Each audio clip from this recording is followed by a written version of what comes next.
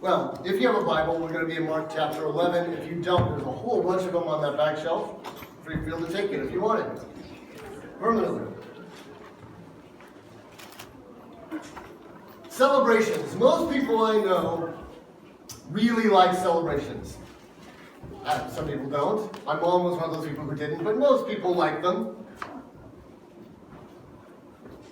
And many celebrations have extensive preparations. I was talking with Deb this morning about whether Australians do a lot of extra preparations for the holidays. She says, no, not so much. We like to just get them done and with as little effort as possible. But that isn't necessarily true of all other cultures. When I was growing up in America and you had Thanksgiving, you'd be cooking for 3 or 4 days before Thanksgiving. And Christmas, and when we went to the UK and we were in Europe, and it was the same way. The Germans, they could prepare for several weeks.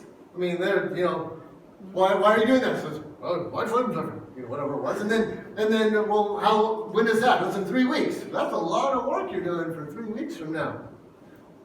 Celebrations sometimes have preparations. And in fact, as you go further east in the world, the more complicated some of those preparations get. The Japanese and the Chinese, they know some serious stuff about preparing for a celebration. Masks and costumes and all kinds of stuff that they got to get ready. We've already, I had a hidden agenda in having the kids up here and talk about his entrance, because I knew we were going to have some visitors that you had no idea what we talked about last week. So it's important for us to remember that what's happening this week is Passover. That's the big event of the week. And Passover is a big deal. Passover is like Australia Day or the 4th of July or whatever the big national holiday is for a country. It's the celebration of their birth. It's their celebration from freedom from Egypt. It's the big one. And it's what everybody comes home to do. And there's a lot of traditions that go with this. Lots of stuff that have to happen. Including this parade that would happen with the lamb that Jesus joined, which I've never heard preached, and yet was true. If you want to hear that one, it's recorded, you can go find it. I'll tell you where to find it, and you can hear that one from last week.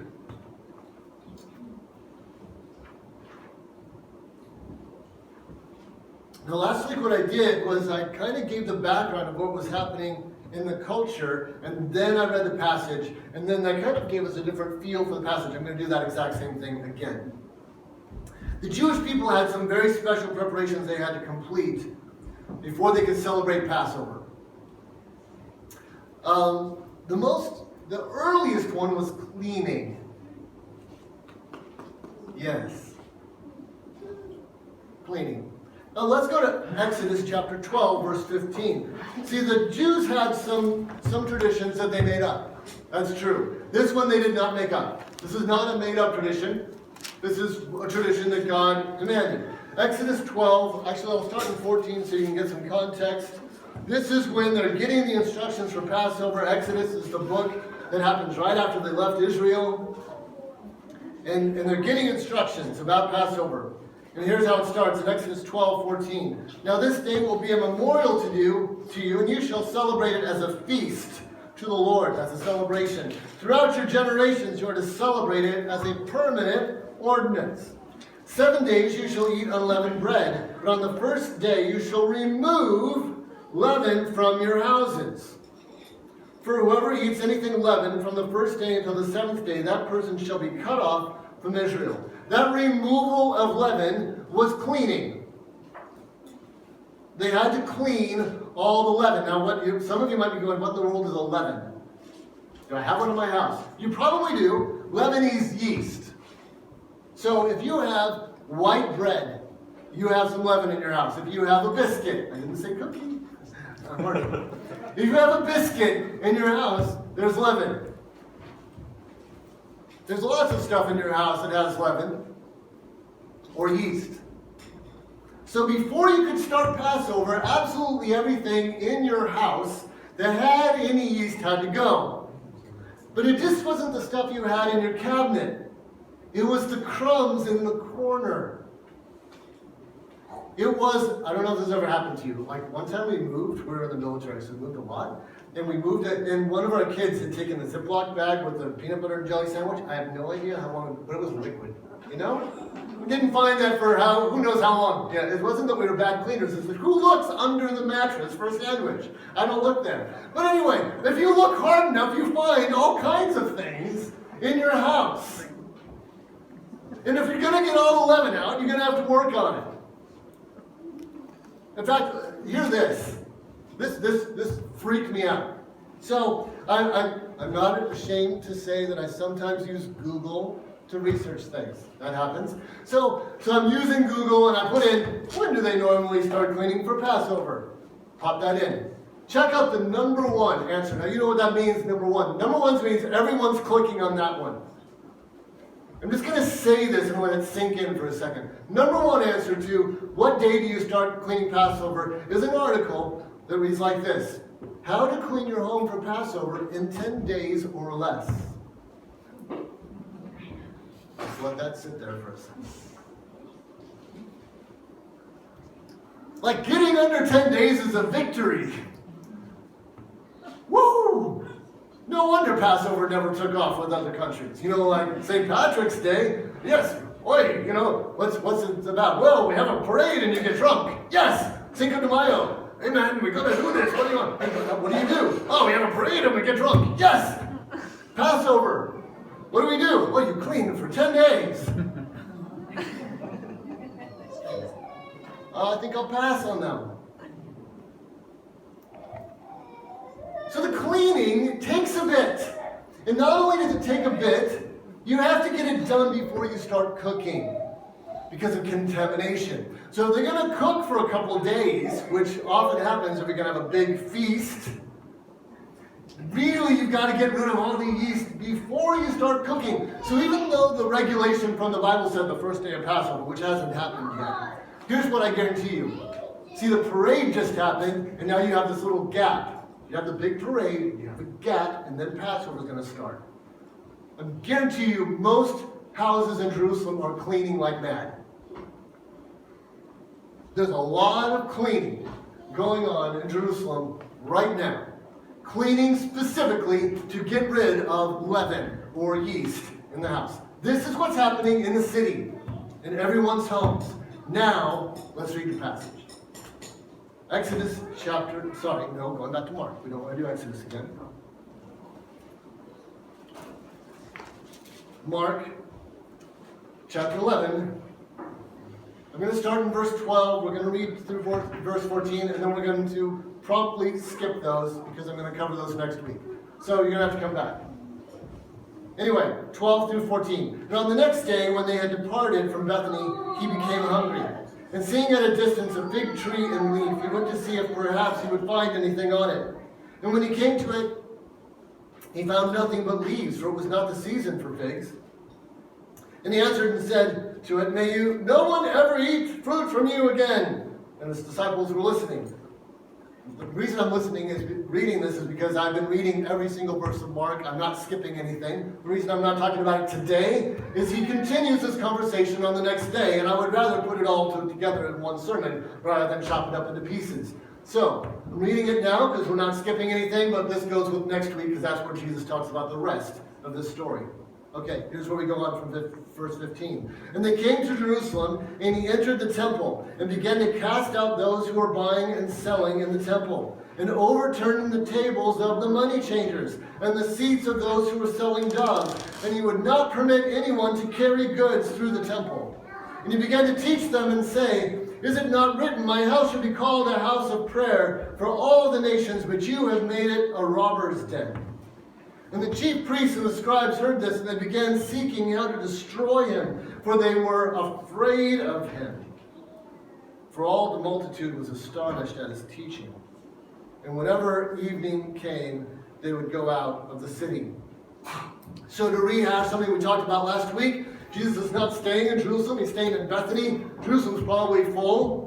Even if it wasn't, Bethany's not far away. It'd be like, and they were staying in Fremantle, and they were going each day into Perth. It's that kind of thing.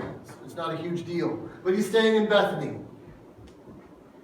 He's coming in each day, and he's going to come to the temple day after day.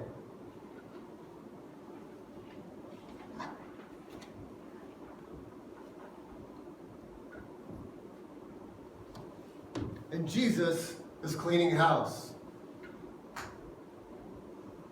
Jesus is cleaning house. Verse 17. And he began to teach and say to them, is it not written, my house shall be called a house of prayer? So now look, if I was quoting that verse, I'd be referring to God. Because it's God who said that. So this is quoting God. God said, this is my house. My house is a house of prayer. When you're Jesus, it's your house. Jesus gets to say my house and mean my house. He's not talking on behalf of God. He's talking about himself. This is my house. This is what you did to my house.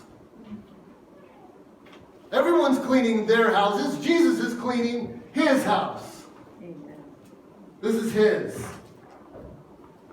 In America, there's been some interesting things happening in the last month that you're probably aware of. I actually heard this argument, which I completely disagree with. Somebody used the argument that because Jesus had turned over tables in the temple and kind of pushed people out, that was a justification for a violent reaction to injustice. Baloney. Rioting is when you go to somebody else's house and you wreck their stuff because you're mad. Jesus was in his house. You get to throw people out of your house if they're a mess. It's not the same. Jesus has every right to clean his house. And that's what's happening.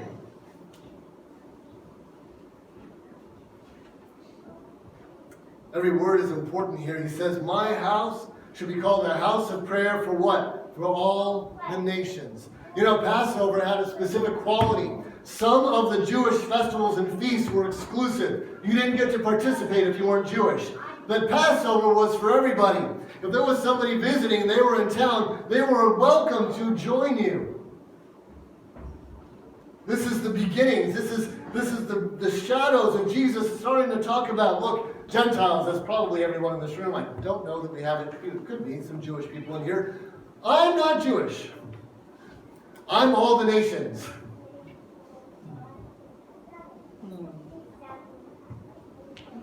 Jesus is beginning even now to start the process of expanding who he is dying for to the world.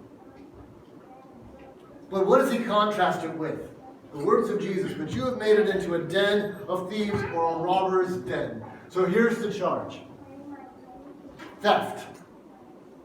Robbery. The charge is theft. So that's what we got to work to. We got to figure out, why is what's happening theft? Because that is the specific charge that Jesus is laying on them, is that they are stealing.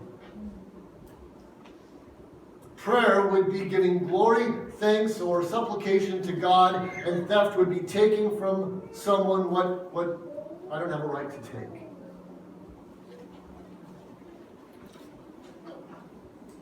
So as we're working this out, and we're figuring out what's going on, we start with the words of Jesus. We talk about him claiming this space, claiming its purpose, and making an accusation of robbery. So what else can we work out from this passage? Well, in verse 15, we learn that he began to cast out those who were buying and selling in the temple. I just want you to put it down at camp on this very short amount of time. Jesus is upset by the commerce. This has become a shopping mall. This has become a place of business. This has become a place of souvenirs and trinkets. This has become junky. Like the outside of the Eiffel Tower, or the outside of the Sydney Opera House, or something like that, where there's the vendors and people come in and it's junky. And he's casting out the buyers and the sellers. You know, sometimes when I encounter people who have been led astray, the answer that they come back with is, well, it isn't really my fault, they led me astray. Notice that he's sending out the buyers and the sellers both ends. There's no innocent bystanders here. Nobody gets away scot-free. Nobody gets a pass because they were hoodwinked. The people participating in this, whether they are selling or buying, are guilty. They all got to go.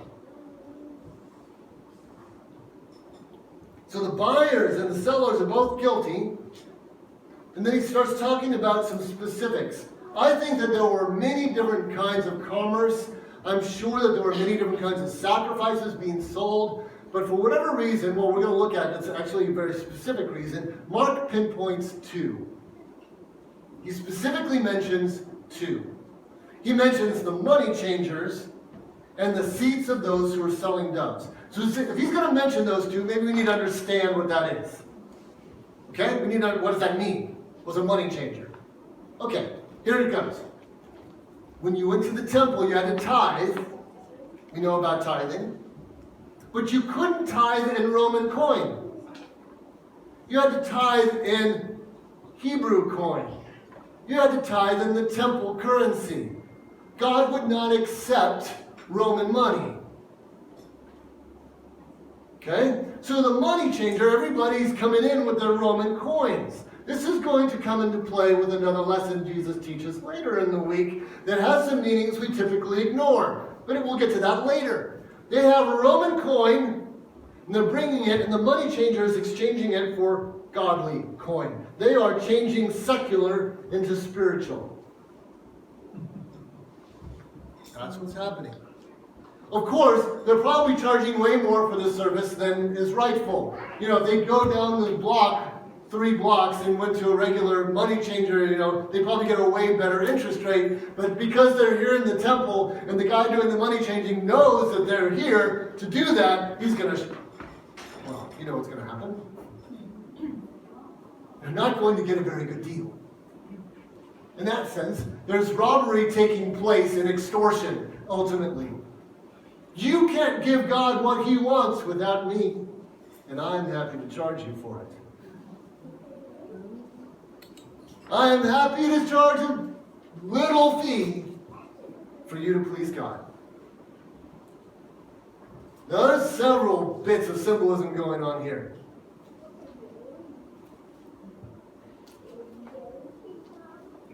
Keep in mind, here's some thoughts.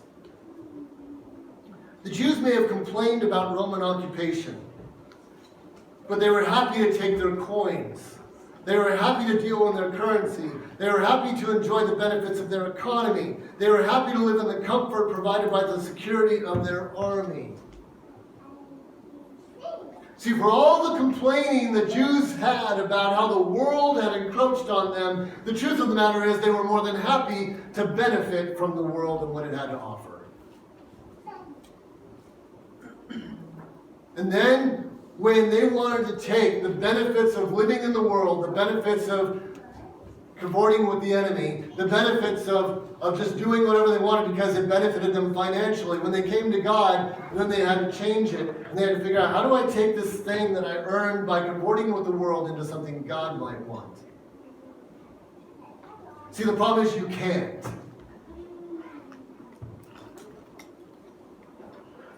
God isn't fooled when we take the earnings and we take the produce and we take the things that we've gained dishonestly or with poor motives or selfishly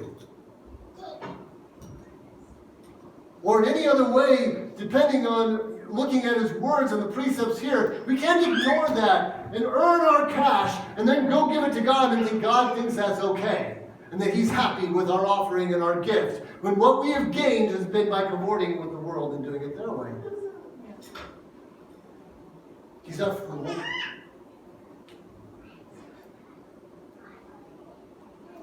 So they bring the fruits of their playing around with the world to God, and He didn't want it.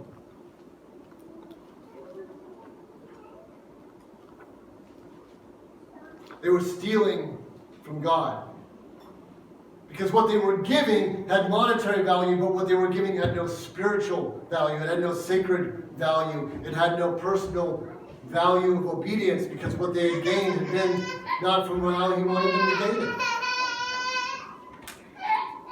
What about the doves? Why would the dove sellers be in the temple, and why would that make Jesus angry? Well, there were 3 dove sacrifices. 3. Okay?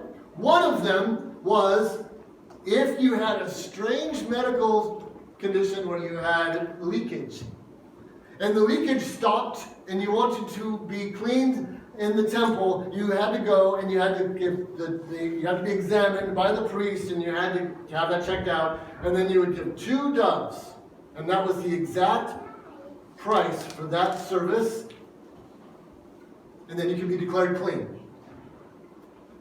Weird, right? By the way, not a common reason why people went into the temple. They either didn't tell anybody about it, or I did some research here. Nobody that I looked at, as far as like a Jewish commentator, I sometimes go look at Jewish people commenting on Jewish stuff, so I understand their system. Nobody commented on this at all, ever. There wasn't anything I could find. But it's in the Bible. Here's the reasons far more likely that people bought doves, and I found tons of information on these, especially the second one. The other times that you would use a dove would be as a lamb substitute. A lamb substitute. So, if I was a woman and I gave birth, which obviously isn't possible, and after the baby went through their weaning, a certain amount of time, I had to go to the temple and sacrifice a lamb for every kid. Yeah, pricey. Lambs were cheap. But if you were poor, you could substitute 2 doves for the lamb. Now, it doesn't really define poor. Like, there's no definition of poor. It's not like, and the threshold of poor is this. There's no definition. It's just poor. Then you can do 2 doves. The other one is far more serious. It's the basic sin offering. Like the everyday basic sin offering. So you've been running your life, and then you do this thing, and you know you broke the law, you broke it bad. Everyone knows you broke the law bad, and they're kind of looking at it like, you need to go do the sin offering thing, dude. And I'm okay, yeah, I gotta do the sin offering thing. Well, once again, the price was a lamb. That's the price.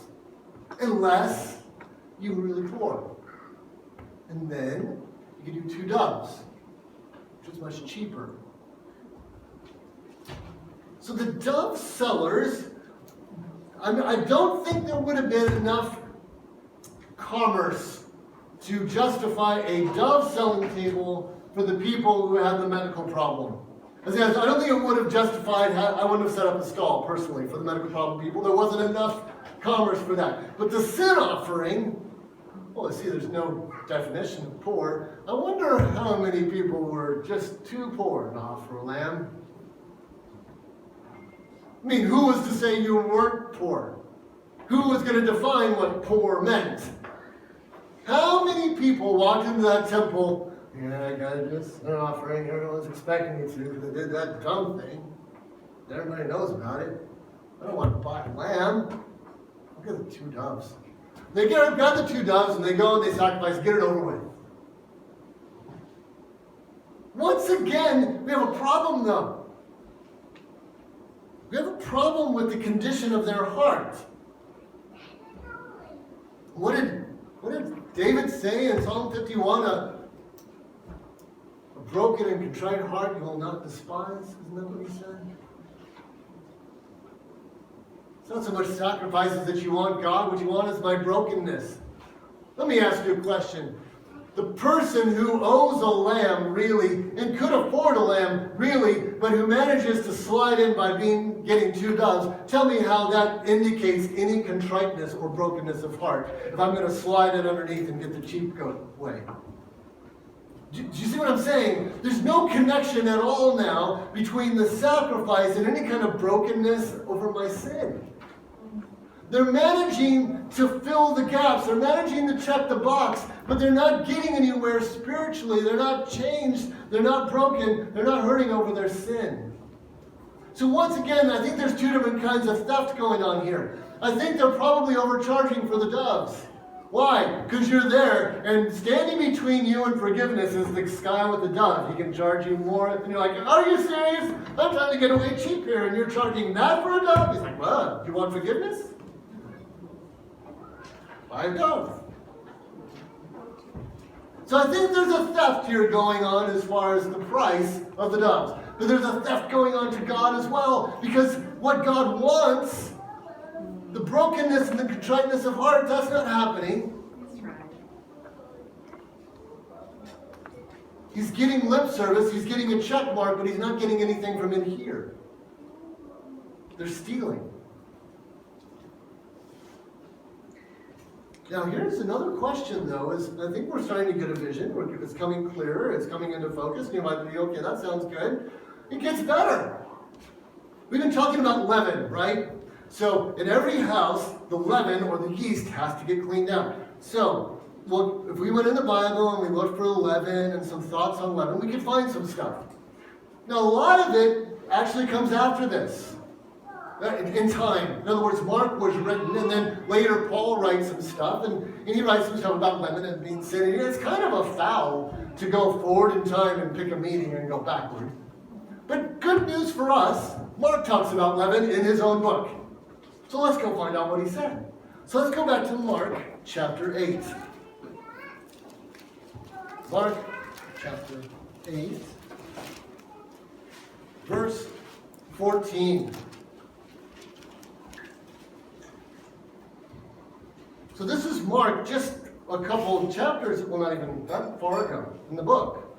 He's talked about leaven in his book. He set himself up. Mark 8, chapter 8, verse 14. And they had forgotten to take bread. And they did not have more than one loaf in the boat with them. And he was giving orders to them, saying, watch out, beware of the leaven of the Pharisees and the leaven of Herod. And that's all we get. Because then it gets distracted and they start talking about another topic and the conversation swerves.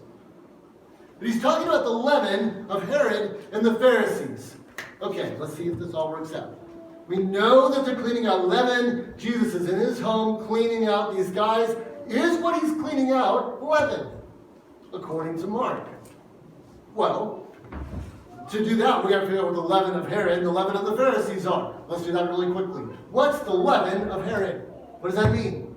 Well, Herod was the king of the region. His dad built the temple Jesus is standing in. And by the way, it was extravagant and beautiful and awesome and wonderful. There was only one piece of that entire temple that still stood from prior. It was Solomon's portico. By the way, which is where the Christians will meet in Acts. They will meet in the only left standing piece of the old temple. That's where they're going to meet. Because Herod's temple is a monument to the secular being whitewashed as spiritual. Why did Herod build the temple? First of all, Herod was not a particularly religious or moral man. He was technically Jewish because his father had become a Jew. He wasn't born Jewish, but his father had been a proselyte. And so he got this appointment, he got this role from the Greeks. They said, hey, you're Jewish, you go run these guys. And his dad said, well, if I'm going to get enough political clout for these people to like me, I've got to do something big. What am I going to do big? I know. I will build a temple. That's what I'm going to do. And they will love me. I will build them a temple and I will have power and authority and they will love me. And that's what he did. And it worked. It worked. The Jews quit complaining about Herod. Some of the rioting came down. The resistance got bad. Oh, and he got a side bonus. He started kind of manipulating and controlling the Sadducees and started appointing the high priests over the temple. So they were loyal to the Greeks. The leaven of Herod is when we take what is spiritual, or secular, and we whitewash it to make it spiritual. Whoa. Isn't that what the money changers were doing? Were they not guilty of taking what was secular and whitewashing it spiritual? See, the leaven of Herod is perfectly illustrated by what was happening with the money changers. Bing! The leaven of Herod is taking what is secular and whitewashing it spiritual. What's the second one? The leaven of the Pharisees. Well, what's the leaven of the Pharisees? The Pharisees put form over substance. They bogged down people with every kind of little rule and at the same time twisted God's laws into something convenient for them. They managed to do all that at the same time. Here are some examples that Jesus has already criticized Pharisees for in the book of Mark. Warping the Sabbath laws, Mark chapter 2. Completely disregarding the essence of honoring their parents, Mark chapter 7. And abusing the divorce decrees that Moses had written, Mark chapter 10. What was the leaven of the Pharisees? Thinking that you could please God in the same way you could maybe satisfy a human judge by exploiting legal loopholes and loving regulations. That was the leaven of the Pharisees. It was religion by strict rule book. It didn't have to be in here, it's in what you do. Legal loopholes. Legal loopholes like buying a few doves instead of buying a lamb, because who's to say who's poor? That kind of legal loophole. See, it's not like they say, it's not like the law has some definition of what poor means.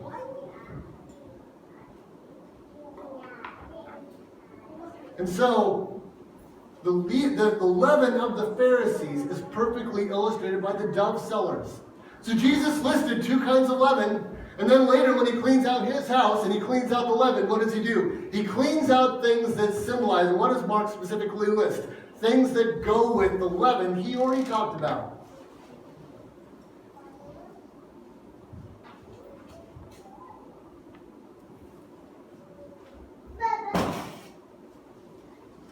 To sacrifice to God is a ritual. Get over what it is stealing.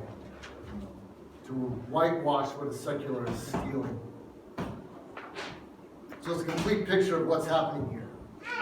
Like Jewish families all over the city, Jesus is set to work removing the leaven from his house so that the Passover can be honored. What leaven? The leaven of Herod, represented by the money changers, which is the leaven of putting spiritual paint on a secular achievement, and the leaven of spiritualizing the secular.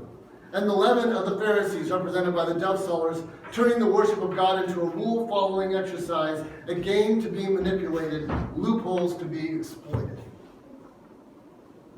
The leaven of thinking God just wants me to check all the boxes while forgetting that he cares far more about the condition of our hearts. And did it stay clean? Well, verse 18 says they were afraid of him. Jesus put the fear of God in them. They didn't come back. Well, at least until he died.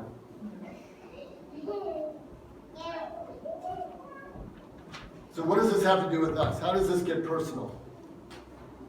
Well, here's the question I think we need to ask. In what way have we allowed the leaven of Herod and the leaven of the Pharisees into the modern church? And that is a tough question. When the church is essentially a community club with a spiritual spin, we have bought wholesale into the leaven of Herod. America, in this regard, is an absolute mess. When the church becomes child care service, entertainment, business networking, positive thinking seminars, concerts, sporting clubs, and a welfare office, and these sorts of things, it is a secular thing, whitewashed spiritual. We actually have churches in America that are shopping centers and coffee shops with a sanctuary attached to the side. What's the difference between that and what Jesus threw a fit in right here? If we think that the goal of church is to attract people, we have it backward. The goal of the church is to honor, worship, and glorify God. I'm not saying that you have to glorify God in the same form that I do. I don't have a problem with various forms of worshiping God. But when the emphasis goes from our attention on God to how do we get people, that shift puts us in a very dangerous place. And we begin to make the church into something it was never designed to be, which is a very secular, very attractive, because it's a cool place. And that isn't what the church is for.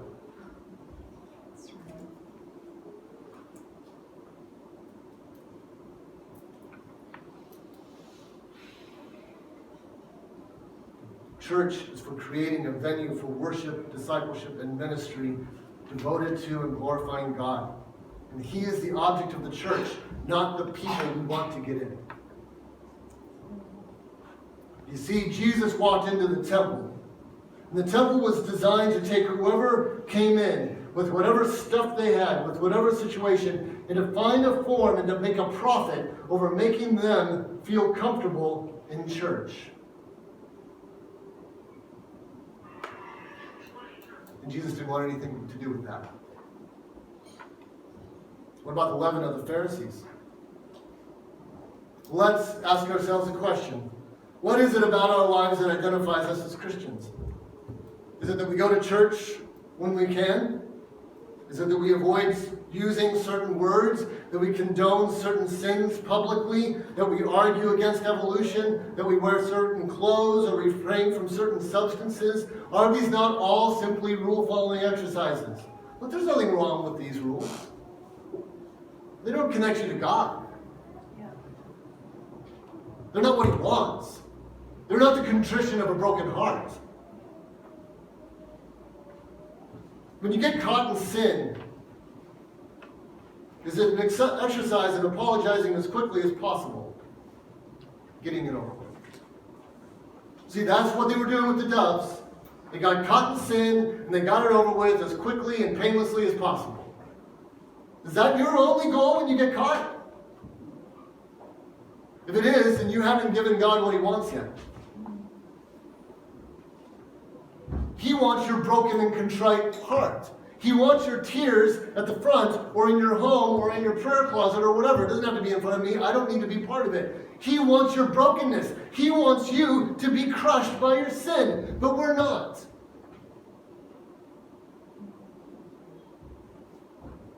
We say sorry. We figure everyone needs to forgive us now. And we try to get it to go away as fast as we possibly can. Jesus isn't impressed with our lip service, and He isn't wowed by our outward reputation. And He would rather 15 minutes of true intimacy with you than an hour argument defending creation. And the problem is that we're way more concerned about our outward appearance as a Christian than we are our inward change in communion with our Father. And when we do that, when we get trapped in that, we are Pharisees.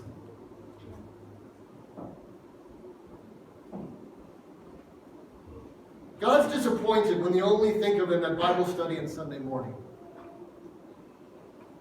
That's not what He's looking for.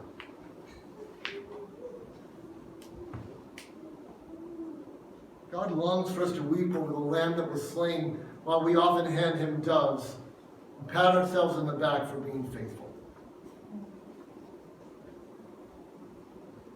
Can we claim to have broken and contrite hearts,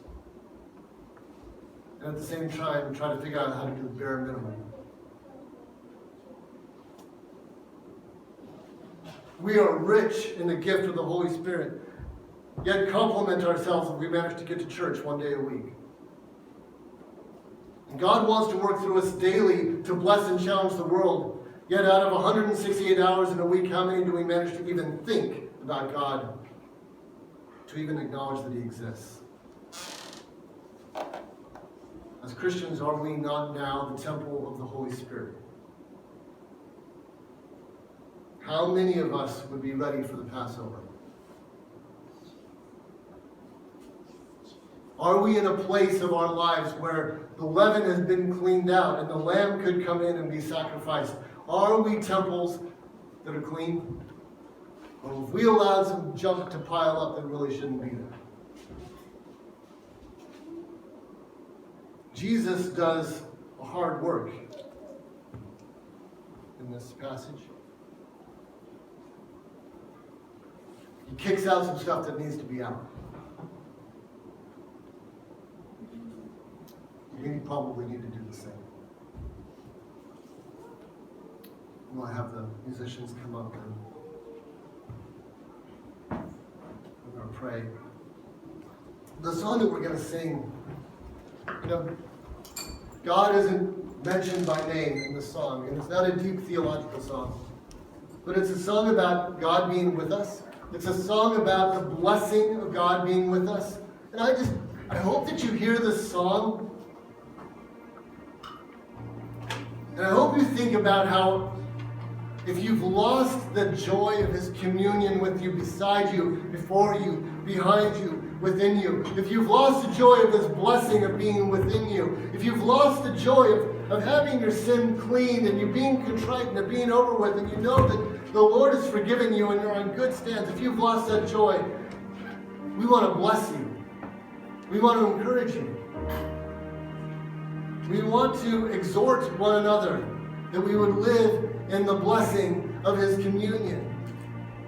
Not the Pharisaic mess of our rules.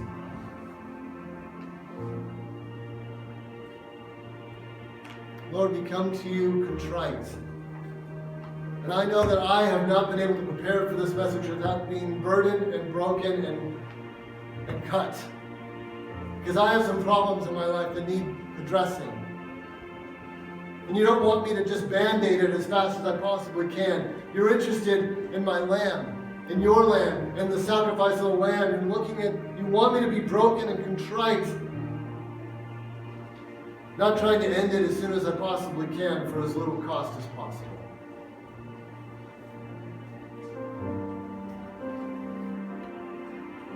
Lord, would you protect our church from being a place that works to attract people and forgets to honor you?